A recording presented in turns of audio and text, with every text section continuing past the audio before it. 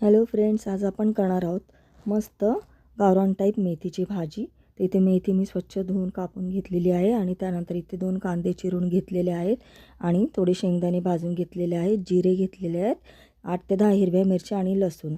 आणि दुसरी गोष्ट म्हणजे हिरव्या मिरच्या आपल्या ज्या खराब होतात, सडतात, त्यासाठी एक टिप तुम्हाला मी देते। हिरव्या मिरचीची देठं काढून काचेच्या बरणीत अशा प्रकारे ठेवल्याने आपल्या मिरच्या खूप दिवस टिकतात। तर अशा रीतीने तुम्हीही ठेवा।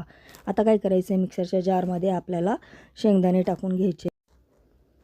त्यानंतर 8 ते 10 हिरव्या मिरच्या आपल्याला चिरून घ्यायच्यात। मी चिरून टाकत आहे यासाठी की त्या लवकर वाटल्या जाव्या।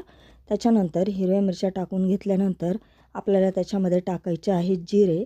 जिरे टाकल्यानंतर आपण जो लसूण निवडून घेतला होता 10-12 पाकळ्या, ते सर्व लसूण आपल्याला घ्यायचं आहे आणि थोडंसं मीठ आपल्याला टाकून घ्यायचं आहे आणि आपल्याला छानपैकी असं वाटून घ्यायचं आहे। जास्त बारीक करायचं नाही आहे। तर तुम्ही पाहू शकता अशा प्रकारे आपल्याला ओबडधोबड वाटून घ्यायचं आहे। तर तुम्ही पाहू शकता मी कशा रीतीने वाटून घेतलं आहे। त्यानंतर मी इथे कढई तापत ठेवली होती। कढईमध्ये आपण थोडंसं तेल टाकून घ्यायचं आहे। तर इथे मी 2 ते 2.5 पळी तेल टाकून घेत आहे। तर तुम्ही पाहू शकता तेल इथे आपल्याला थोडंसं गरम होऊ द्यायचं आहे। तेल गरम झाल्यानंतर आपण जो कांदा चिरून घेतला, जे 2 बारीक बारीक कांदे मी चिरून घेतले होते, ते कांदा आपल्याला छान असा गुलाबी होईपर्यंत लाल होऊ द्यायचा आहे। कांदा आपल्याला एकदम जास्त असा काळा होऊ द्यायचा नाही आहे। तर पाहू शकता इथे कांदा आपला छान असा गुलाबी झाला आहे। त्यानंतर जे वाटण आपण वाटून घेतलं होतं, तर ते सर्व वाटण आपल्याला कढईमध्ये त्या तेलामध्ये टाकून छान अगदी साधारण 1 मिनिट आपल्याला भाजून घ्यायचं आहे। यासाठी की हिरवी मिरची आणि लसूण याचा कच्चेपणा निघून जावा। तर तुम्ही पाहू शकता अशा प्रकारे आपल्याला छान असं साधारण 1 मिनिट आपल्याला तेलामध्ये छान असं भाजून घ्यायचं आहे। आणि त्याच्यानंतर मिक्सरच्या जार आपण जे वाटण वाटून घेतलं होतं त्यानेच आपल्याला थोडं पाणी टाकून द्यायचं आहे। तर मिक्सरच्या जारमध्ये मी पाणी घेऊन इथे थोडंसं पाणी टाकून घेत आहे, तुम्ही पाहू शकता। आणि पाणी टाकल्यानंतर आपल्याला छान असं हलवून घ्यायचं आहे। तर इथे अजून थोडंसं पाणी मी ॲड करत आहे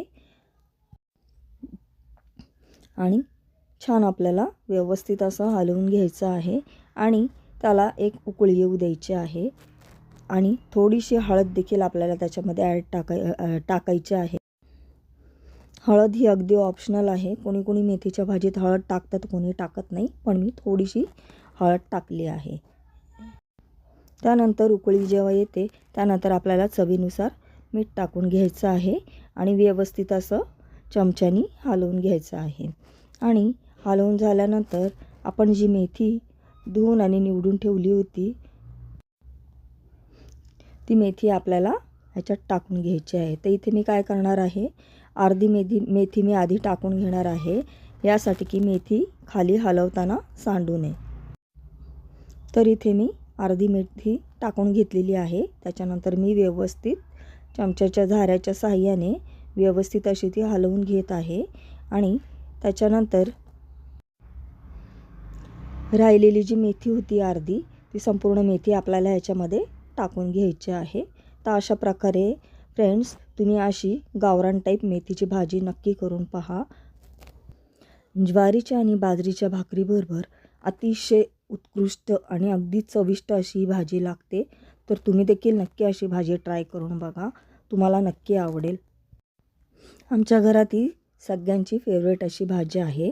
तर तुम्ही देखील ही भाजी नक्की करून बघा आणि मला नक्की तुम्ही सांगा की तुम्हाला ही भाजी कशी वाटली आहे। तर इथे मी काय करत आहे, 1 मिनिटासाठी झाकण ठेवत आहे आणि झाकण 1 मिनिटासाठी ठेवल्यानंतर आता पाहू शकता किती सुंदर आपली भाजी झालेली आहे। तर थोडंसं त्याला पाणी देखील सुटतं मेथीच्या भाजीला। तर अशा रीतीने मेथीची भाजी जास्त पण अगदी हलवायची नाही, अगदी वरवर हलवायचे। जास्त हलवणे काय होतं फ्रेंड्स, मेथीच्या भाजीला कडवटपणा येतो। तर त्यासाठी तुम्ही पाहू शकता अगदी वरवर हलक्या हाताने आपल्याला अशा प्रकारे मेथीची भाजी करून घ्यायची आहे, जास्त हलवायची नाही आहे। तर इथे तयार आहे आपली मेथीची भाजी। तर कशी वाटली फ्रेंड्स तुम्हाला ही रेसिपी, नक्की तुम्ही ही मेथीची भाजी करून बघा। आणि तुम्हाला जर माझी रेसिपी आवडली असेल तर माझ्या रेसिपीला लाईक आणि माझ्या चॅनलला सबस्क्राईब करायला विसरू नका। तर भेटूया आपण पुढच्या रेसिपीमध्ये। बाय।